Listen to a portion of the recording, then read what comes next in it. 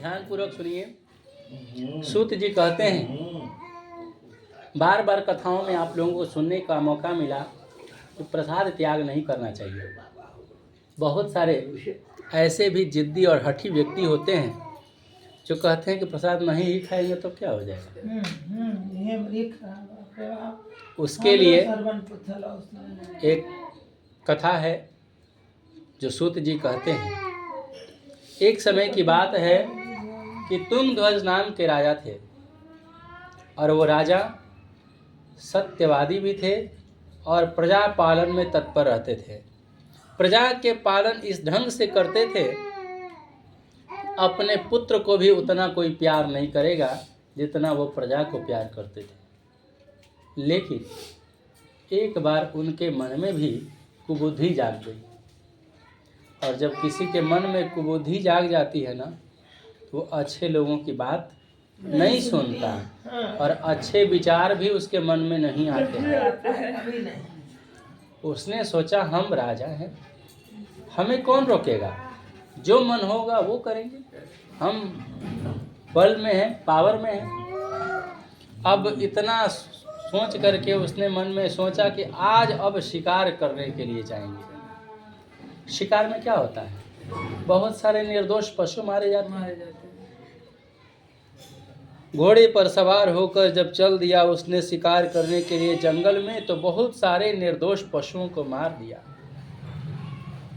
जब आप बहुत सारे गलती कर देते हैं ना, अपना मन एहसास जरूर करता है कि हमने गलती किया है। उनको अफसोस हुआ और जब थक गए तो बरगद के पेड़ के नीचे बैठकर आराम कर रहे थे।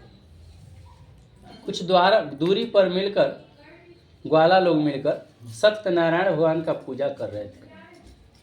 राजा को अभिमान था, और अभिमान और अहंकार के कारण मनुष्य की बुद्धि नष्ट हो जाती है, और किसको सम्मान देना है और कितना देना है इसका भी अब ज्ञान नहीं रह जाता। उसने सोचा, इन ग्वाला लोगों के समीप हम जाएंगे, मैं राजा हूँ, मेरी तौहीन होगी, प्रतिष्ठा का हनन होगा, इसलिए मैं नहीं जाऊंगा वहाँ। जब पूजा की समाप्ति हुई, प्रसाद बांटने की बात आई, ग्वाला लोगों के मन में विचार आया कि हम लोगों में श्रेष्ठ राजा हैं, इसलिए सबसे पहले उन्हीं को प्रसाद देंगे, बाद में सबको वितरित कर लेंगे अपने ग्रुप में। ऐसे भी हम सबका भी स्वभाव है कि जो श्रेष्ठ होता है उसको पहले कोई भी चीज़ पेश किया जाए। भगवान का प्रसाद राजा के समीप जब ग्वाला लोग मिलकर देने लगे तो राजा ने प्रसाद का अनादर कर दिया, बोला नहीं चाहिए मुझे, मैं नहीं लूँगा प्रसाद। ग्वाला लोगों ने सोचा कि हो सकता है कि हम सामने हैं, इसलिए ये लज्जित तो हो रहे होंगे, हमारे शर्म के नहीं ले रहे होंगे, हम ओझल हो जाएं तो ले लेंगे।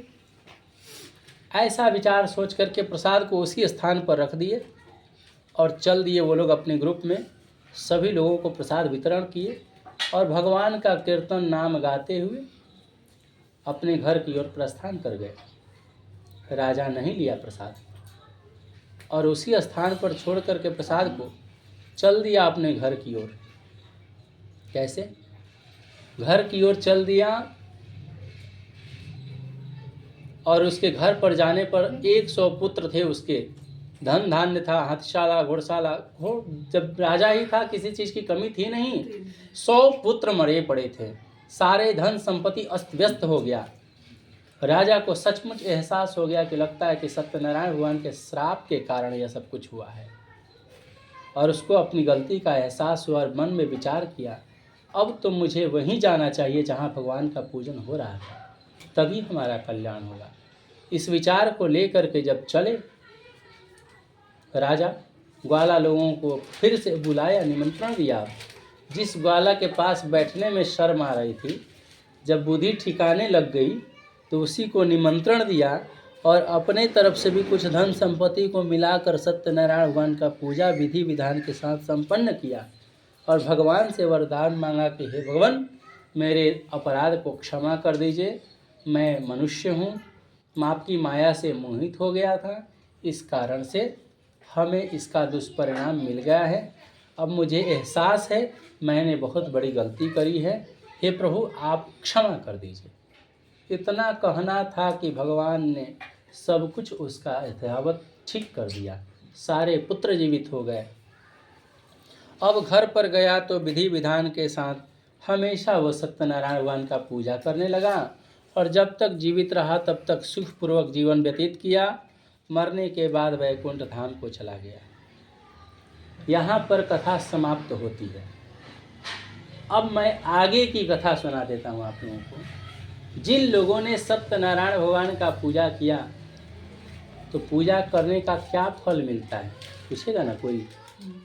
आप लोगों के मन में भी विचार आ रहा होगा कि इतना पूजा पाठ हम करेंगे, इसका फल क्या मिलेगा। तो कुछ जिन्होंने सत्यनारायण भगवान का पूजा पहले किया था उसके अगले जन्म में क्या हुआ उनके साथ, इससे आप लोग भी अंदाज़ा लगा सकेंगे कि हमारे साथ क्या होगा। जैसे सबसे पहले सत्यनारायण भगवान का पूजा किसने किया था, अब आप लोग बताइए। हाँ, शतानंद नाम के ब्राह्मण ने सबसे पहले सत्यनारायण भगवान का पूजन किया था। अगले जन्म में ब्राह्मण के रूप में ही जन्म हुआ। किसके रूप में? सुदामा के रूप में। और वो भी भगवान श्री कृष्ण का ध्यान करते करते मोक्ष को प्राप्त हुए। दूसरी बात, लकड़हरा ने सत्यनारायण भगवान का पूजा किया था तो वो भी अगले जन्म में क्या बना? गुहराज के रूप में जन्म लिया, सेवक के रूप में जन्म लिया। पूर्व जन्म में भी सेवक के रूप में था, लकड़हरा था। दूसरे जन्म में भी सेवक के रूप में जन्म लिया और श्री कृष्ण का ध्यान नहीं बल्कि श्री राम जी की सेवा करके वैकुंठ धाम को प्राप्त हुआ। अगले जन्म, सिर्फ आप लोगों को भ्रम न हो इसलिए राम को राम ही कहना पड़ रहा है। ऐसे राम और कृष्ण में कोई अंतर नहीं है। लेकिन आगे तीसरी बार उल्कामुख के नाम के राजा व्रत किए थे। नदी के किनारे पत्नी के साथ भद्रशिला नदी के किनारे पर अगले जन्म में कौन हुए? अगले जन्म में राजा के ही रूप में जन्म हुआ। क्या बने? राजा दशरथ के रूप में जन्म लिए। और भगवान का एक रूप है रंगनाथ, जो अयोध्या जी के कुल देवता हैं। और रंगनाथ भगवान की पूजा पाठ करके अंत में वैकुंठ धाम को प्राप्त किए। चौथा, जो साधु बनिया था, बार बार संकल्प करके पूजा नहीं कर रहा था, अगले जन्म में भी मोरध्वज के रूप में जन्म लिया और उसने अपने भक्ति युक्त कर्मों को करके अपने भगवान के प्रति इतनी उसकी भक्ति दृढ़ हुई कि अपने पुत्र को ही पति पत्नी दोनों मिलकर आरा से चीर दिए और भगवान के चरणों में देकर मोक्ष को प्राप्त हुए। इसी कारण से आरा शहर का नाम आरा पड़ा है। हाँ, नहीं जानते। ठीक है, जहाँ से हम बिलोंग करते हैं। आगे पांचवा, जो तुंगध्वज नाम के राजा थे, जिसने पशुओं को मार करके बरगद के पीछे पेड़ के नीचे आराम कर रहे थे, अगले जन्म में भी राजा मनु के रूप में जन्म लिए, राजा ही हुए और भगवान के सभी भक्ति युक्त कर्मों को करके अंत में वैकुंठ धाम को प्राप्त किए। इसलिए भगवान को कोई काल, कोई ईश, कोई सत्यनारायण, कोई सत्यदेव, कोई नारायण कहते हैं, कोई जनार्दन भी कहते हैं। और भगवान अपनी भक्तों की इच्छाओं को पूर्ण करने के लिए अनेक रूपों को धारण करते हैं। इसलिए भगवान की पूजा कली काल में फल देने वाली है, इसमें तनिक मात्र भी संदेह नहीं है, बशर्ते कि विधि के साथ इस पूजन का आयोजन किया जाए।